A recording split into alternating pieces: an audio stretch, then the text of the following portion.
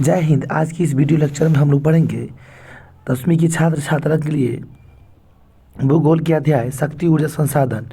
तो इस अध्याय के अंतर्गत हम लोग सबसे पहले शक्ति ऊर्जा संसाधन से संबंधित थ्योरी को देखेंगे।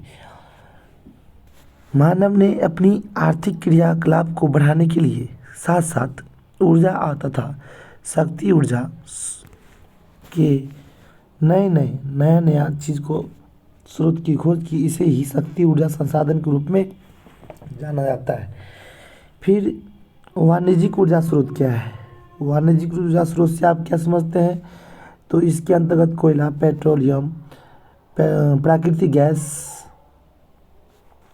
कोयला आता है, पेट्रोलियम आते हैं, कोयला, पेट्रोलियम, प्राकृतिक गैस और जल विद्युत को वाणिज्यिक ऊर्जा स्रोत के रूप में देखते हैं। फिर प्रश्न आ रहा है, शक्ति संसाधन के प्रकार। उपयोगिता के आधार पर शक्ति संसाधन को दो प्रकार में बांटकर हम लोग देखते हैं।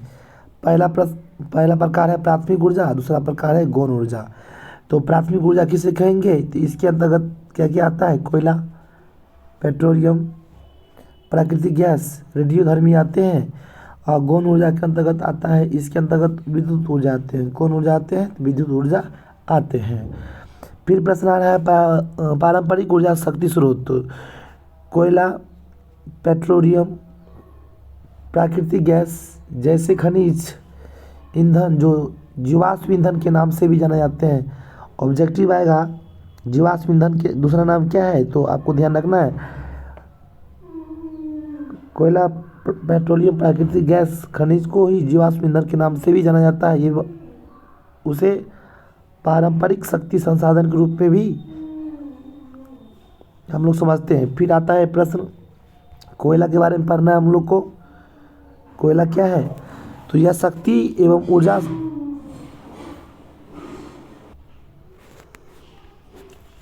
कोयला तो यह शक्ति एवं ऊर्जा का महत्वपूर्ण संसाधन होते हैं। चूँकि भूगर्भिक दृष्टि से भारत के समस्त कोयला भंडार को दो भागों में बांटकर देखा जाता है। पहला भाग है आपको गोंडवाना समूह का कोयला, दूसरा भाग है टरसरी समूह का कोयला।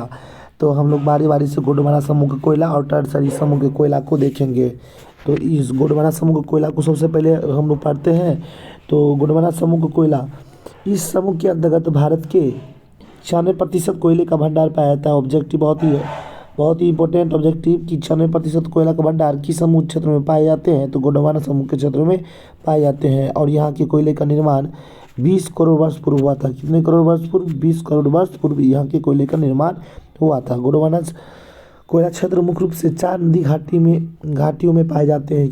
कितने नदी घाटी में पाए जाते हैं? तो 4 नदी घाटियों में पाए जाते हैं। पहला है दामोदर घाटी। पहला क्या है? दामोदर घाटी। फिर दूसरा आ रहा है सोन घाटी। तीसरा आ रहा है महानदी घाटी। चौथा आ रहा है वर्धा गोदावरी घाटी। फिर दूसरा समूह कोयला क्षेत्र को पढ़ेंगे टरसरी समूह का। तो इस समूह के कोयले का निर्माण 5.5 करोड़ वर्ष पूर्व हुआ था। और इस समूह के कोयला क्षेत्र असम, अरुणाचल प्रदेश, मेघालय और नागालैंड में पाया जाता है। मेघालय के बारे में इससे पहले भी हम पढ़ चुके हैं। मतलब कि मेघालय में मेघ के लिए जाने जाते हैं। और मेघालय में ही चेरापूंजी नामक स्थान है जहाँ पर विश्व की सर्वाधिक वर्षा होती है। फिर पढ़ेंगे हम लोग कोयले का वर्गीकरण, क्लासिफिकेशन ऑफ कोल।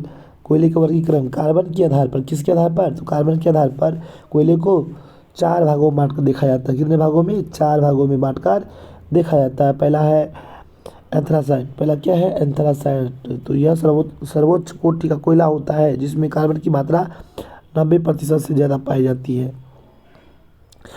और यह जलने पर धुआं ज़्यादा नहीं देता है और अधिक ऊष्मा प्रदान करता है, इसलिए इसे कोकिंग कोयला के नाम से भी जाना जाता है। कुकिंग कोयला के नाम से एंथ्रासाइट को जाना जाता है। फिर आ रहा है बिटुमिनस। फिर क्या आ रहा है? बिटुमिनस। तो इसमें 70 से 90% कार्बन की मात्रा पाई जाती है। और चूँकि भारत का अधिकांश कोयला इसी श्रेणी का उदाहरण है। फिर आ रहा है लिग्नाइट। यह निम्न कोटि का कोयला होता है। कौन कोटि का? तो निम्न कोटि का कोयला होता है और इसमें कार्बन की मात्रा 30% से लेकर के 70% के बीच तक ही पाई जाती है, चूँकि यह कम ऊष्मा और अधिक धुआं देती है। और लिग्नाइट को ही भूरा कोयला के नाम से भी जाना जाता है, भूरा कोयला।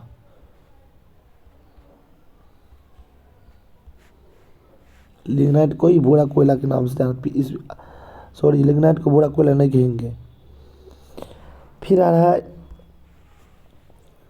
पीट। पीट को भूरा कोयला के नाम से जाना जाता है। इसमें कार्बन की मात्रा पाई जाती है 30% से भी कम कार्बन की मात्रा पाई जाती है। इस प्रकार के कोयला दलदली भागों में पाया जाता है। अब हम लोग को पढ़ना है गोंडवाना समूह का कोयला क्षेत्र किस किस स्थान पर है? झारखंड के झरिया, बोकारो, कर्णपुरा, रामगढ़, गिरिडीह। फिर छत्तीसगढ़ के चिलमिरी, सोनहट, लखनपुर, झिलमिली। उड़ीसा के तालचर कोयले का भंडार पाया जाता है। महाराष्ट्र में चांदीवर्धा, काप्ती, बंदेल पाया जाता है।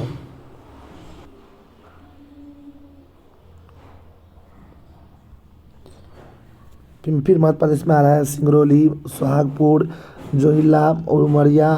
फिर पश्चिम बंगाल में रानीगंज इत्यादि पाए जाते हैं। फिर टर्सरी कोयला क्षेत्र की इस युग में कोई बना कोयला नया तथा घटिया किस्म का होता है और इस प्रकार के कोयला क्षेत्र मेघालय के दार्गिरी, चेरापूंजी, असम में माकुम, जयपुर तथा जम्मू कश्मीर में के कालाकोट से कोयला निकाला जाता है।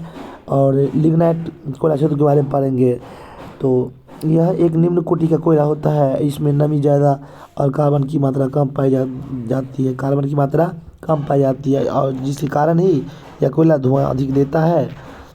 अब प्रश्न आ रहा है कि विस्तृत राज्य राजस्थान, गुजरात, जम्मू कश्मीर में लिग्नाइट कोयला क्षेत्र देखने को मिलते हैं। अब पढ़ेंगे कोयला के बाद पेट्रोलियम। तो आधुनिक युग में किसी भी राष्ट्र का विकास पेट्रोलियम के बिना संभव नहीं है।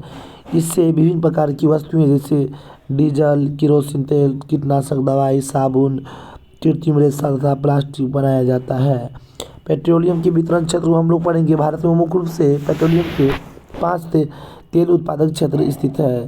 जैसे उत्तरी पूर्वी प्रदेश में यह देश का सबसे पुराना तेल उत्पादक क्षेत्र है। इसके अंतर्गत डिगबोई, नरकटियागंज, रुद्रसागर इत्यादि आते हैं। और गुजरात में यह क्षेत्र खंभात के बैसिन तथा गुजरात के मैदान में फैला हुआ है।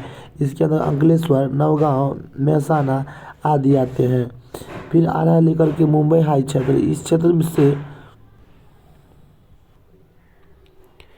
इस क्षेत्र से 1975 ईस्वी से ही तेल खोजने का काम शुरू हुआ था और यहाँ समुद्र में सागर सम्राट नामक मंच बनाया गया है जो पानी के भीतर तेल के कुएं खोदने का काम करता है।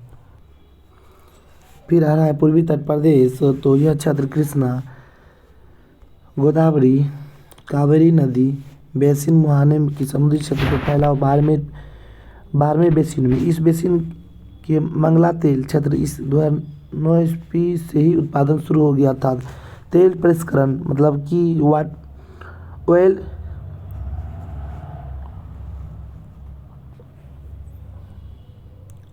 ऑयल को कैसे हम सो शुद्ध करते हैं, प्यूरिफिकेशन करते हैं। तो जब कुआं से तेल निकाला जाता है ना तो वह अशुद्ध अवस्था में होता है। क्या होता है? अशुद्ध अवस्था में होता है तथा उपयोग से पूर्व उसे कारखानों में शुद्ध किया जाता है और इसके बाद डीजल, पेट्रोल, किरोसिन तेल इत्यादि का निर्माण तेल प्रसंस्करण के बाद ही किया जाता है। फिर भारत का प्रथम तेल शोधक कारखाना असम के डिगबोई में 1901 ईस्वी में स्थापित किया गया था। असम के डिगबोई में 1901 ईस्वी में स्थापित किया गया था तथा दूसरी 1954 ईस्वी में मुंबई में स्थापित की गई थी। प्राकृतिक गैस पढ़ेंगे हम लोग। प्राकृतिक गैस हमारे वर्तमान जीवन में तेजी से महत्वपूर्ण ईंधन के रूप में काम करता है।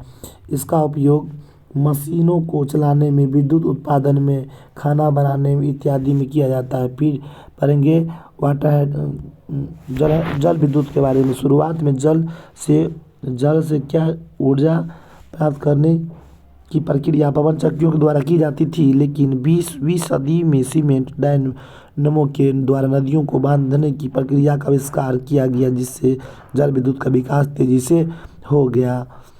फिर भारत में 1897 ईस्वी में दार्जिलिंग में प्रथम विद्युत 1897 ईस्वी में दार्जिलिंग में प्रथम विद्युत संयंत्र की स्थापना की गई। इसके बाद कर्नाटक के शिवसमुद्रम में कावेरी नदी के जल प्रपात पर दूसरी जल विद्युत संयंत्र की स्थापना की गई थी। ये बात भी आपको ध्यान रखना है। फिर प्रश्न आ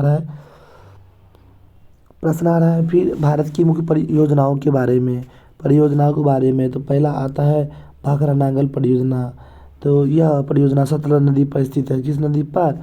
सतलज नदी पर स्थित है और विश्व की सर्वोच्च बांधों में से एक परियोजना के रूप में जानी जाती है। इसकी ऊंचाई 225 मीटर है।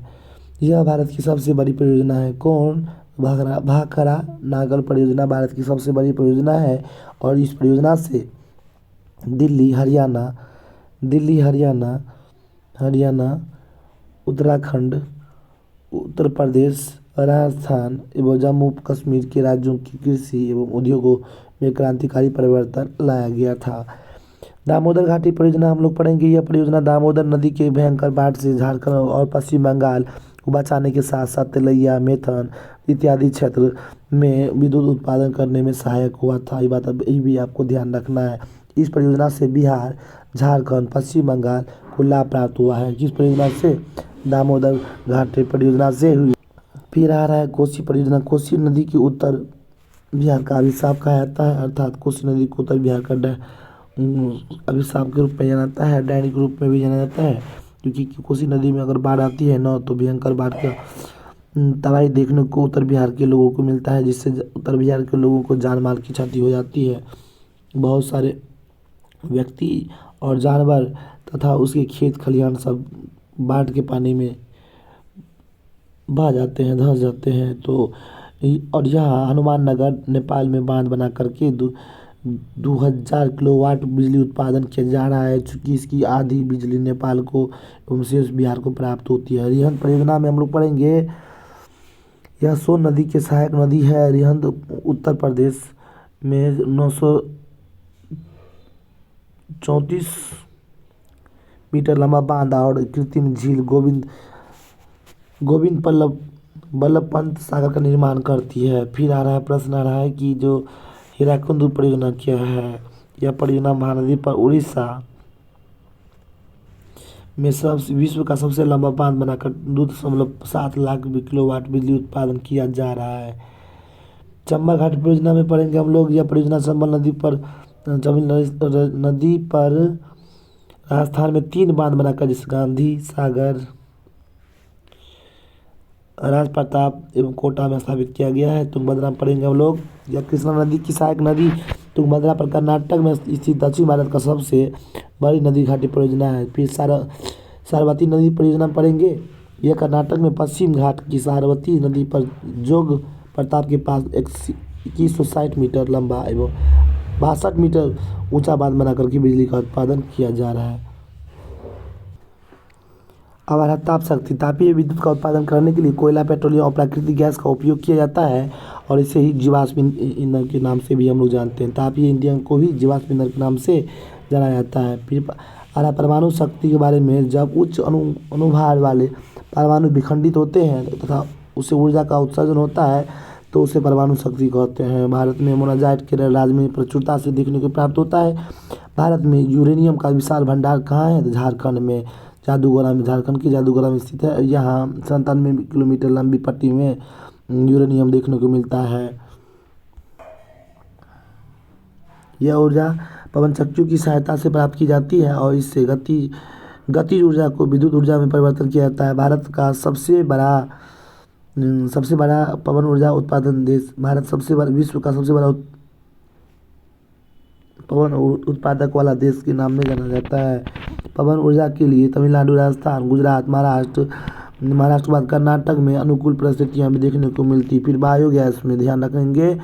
बायोगैस में ऊर्जा ग्रामीण क्षेत्र में कृषि अवशिष्ट, पशुओं और मानव जनित अपशिष्ट के उपयोग से घरेलू कार्य के लिए बायोगैस को उत्पन्न की जाती है। पशुओं के गोबर से गैस तैयार करने वाले संयंत्र की भारत में गोबर गैस प्लांट के नाम से जाना जाता है। जैविक पदार्थों से प्राप्त होने वाली ऊर्जा को जैविक ऊर्जा के नाम से जाना जाता है। ध्यान रखना है, जैविक पदार्थ से जो भी ऊर्जा प्राप्त होते हैं उसे जैविक ऊर्जा के नाम से जाना जाता है। फिर आ रहा है कि जल संकट से बचाने के लिए संयुक्त राष्ट्र संघ G8 एवं WTO विश्व व्यापार संगठन अर्थात वर्ल्ड ट्रेड ऑर्गेनाइजेशन इत्यादि अंतर्राष्ट्रीय संस्थाएं महत्वपूर्ण भूमिका निभा रही, महत्वपूर्ण काम कर रही है। मिलते हैं नेक्स्ट वीडियो कृषि से संबंधित टॉपिक्स को लेकर के जो अति महत्वपूर्ण होने वाला है। तब तक के लिए अगर आप हमारे इस चैनल पर नए हैं तो इस चैनल को सब्सक्राइब कर लेंगे ताकि आने वाले जितने भी वीडियो इस चैनल से में मिलेंगे आपको प्राप्त हो सकेंगे।